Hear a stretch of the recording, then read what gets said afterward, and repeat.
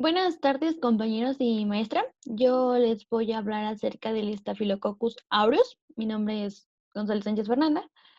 Y bueno, empecemos con las generalidades.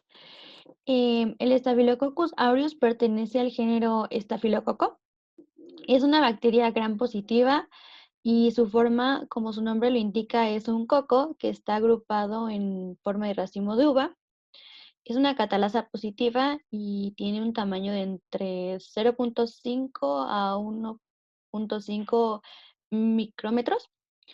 Es una bacteria inmóvil y su nombre, Aurus o dorado, está así porque la cepa secreta un pigmento que es de color amarillento dorado y por eso se le conoce como Staphylococcus dorado.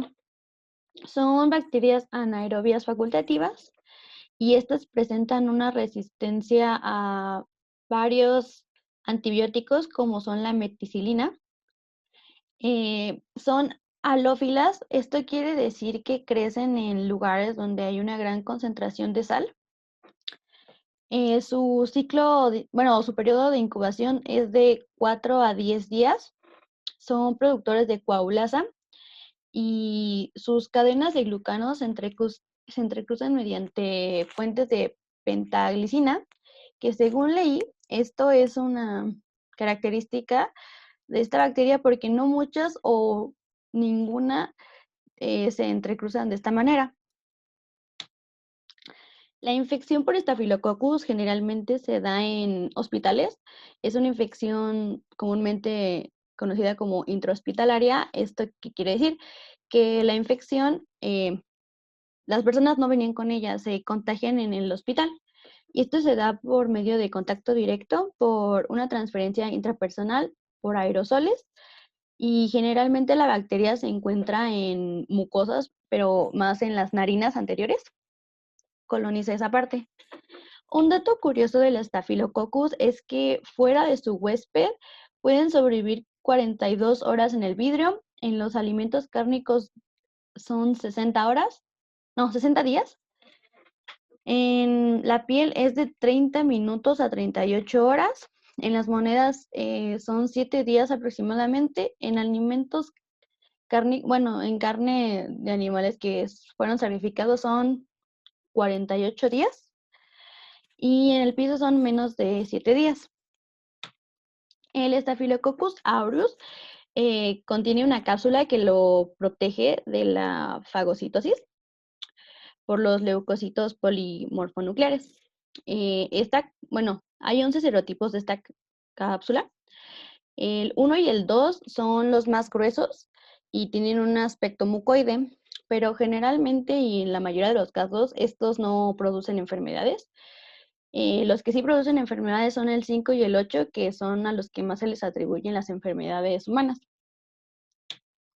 Los factores de patogenicidad, eh, estos se deben a los factores de virulencia que participan en la adhesión, en la adquisición de nutrientes y en la evasión de la respuesta inmune del huésped. Estos se clasifican en 3 categorías. Están los factores involucrados en la adherencia de la célula huésped o en la matriz extracelular, que son las proteínas de unión a fibrinógeno, fibronectina, colágeno y coagulasa. Están los factores involucrados en la evasión de las defensas del huésped, que pueden ser las enterotoxinas estafilocócicas, que generalmente son SEA, SEE, y bueno, todas las que se encuentran aquí. También está la toxina 1 que produce el shock tóxico, que es la TSST, la proteína A, las lipasas, los polisacáridos capsulares 1, 5 y 8. La siguiente categoría es los factores involucrados en la invasión de la célula huésped, que generalmente son la toxina alfa, beta, gamma, delta y las hemolicinas.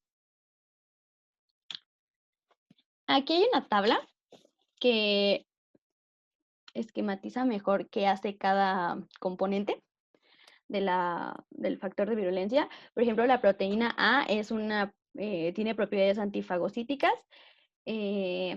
Los peptoglicanos activan el complemento, las coagulasas forman abscesos, las lipasas ayudan a la colonización, la toxina del shock tóxico pues genera el shock tóxico, las enterotoxinas generan la intoxicación alimentaria.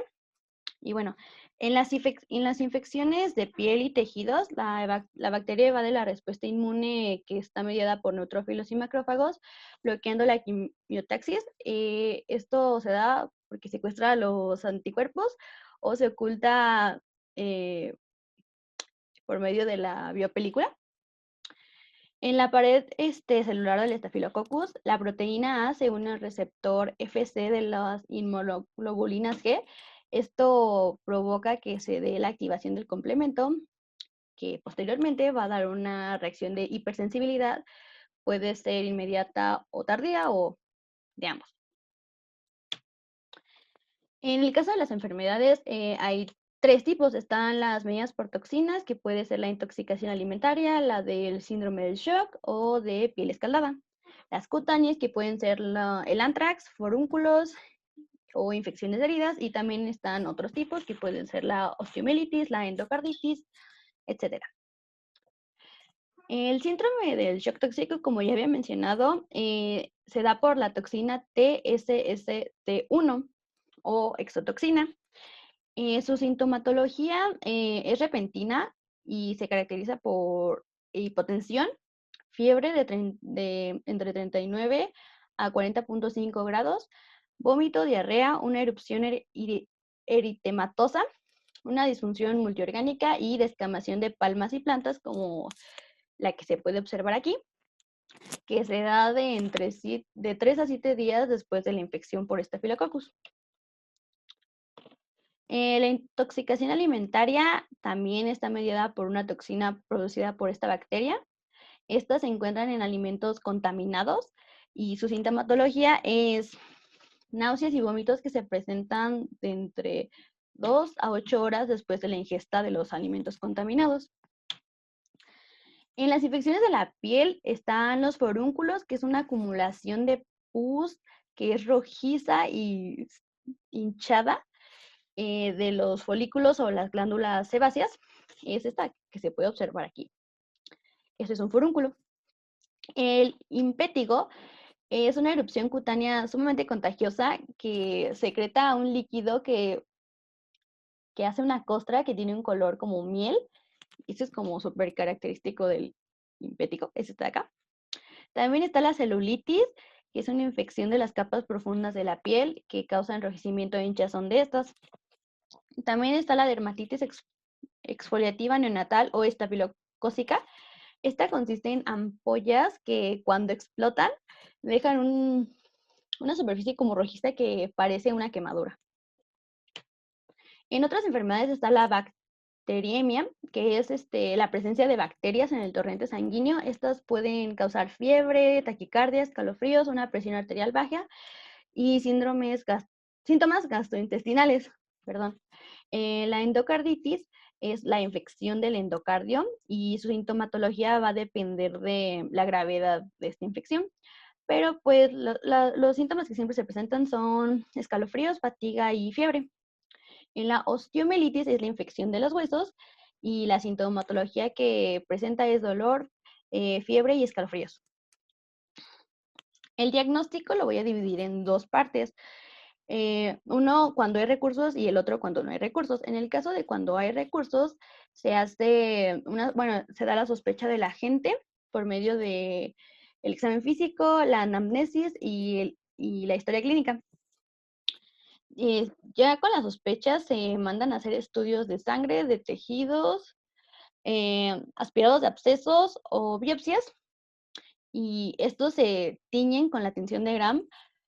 ¿Y esto para qué? Esto sirve para observar la forma, la agrupación y la respuesta inflamatoria de la bacteria, y pues se confirma el diagnóstico por Staphylococcus. En el caso de no tener recursos, pues se da la sospecha del agente causante de la infección y se diagnostica por sintomatología. En cuanto al tratamiento, este se da por medio de la vancomicina. ¿Esto por qué?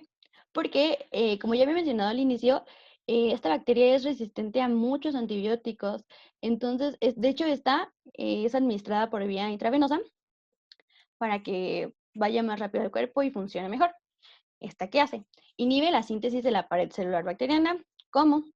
Pues se une a la D-alanildalanina, que es la precursora de la pared celular, y provoca la lisis de esta, altera la permeabilidad de la membrana citoplasmática e inhibe la síntesis del RNA. Como ya había mencionado, esta se administra por vía intravenosa y no hay tanto problema porque se excreta del 80 al 90% del antibiótico por filtración renal. En cuanto a la prevención, principalmente es la asepsia. La higiene es lo mejor para una infección por Staphylococcus. También se da el aislamiento de pacientes portadores porque, como ya mencioné, esta enfermedad es más intrahospitalaria, entonces se tienen que separar a los pacientes que tienen de los que no tienen. También mantener las cortaduras y raspaduras limpias y vendadas hasta que sanen estas. Evitar el contacto con heridas de otras personas, evitar compartir artículos personales como toallas, ropa, etcétera. Los alimentos tienen que estar a una refrigeración de menos de 5 grados centígrados.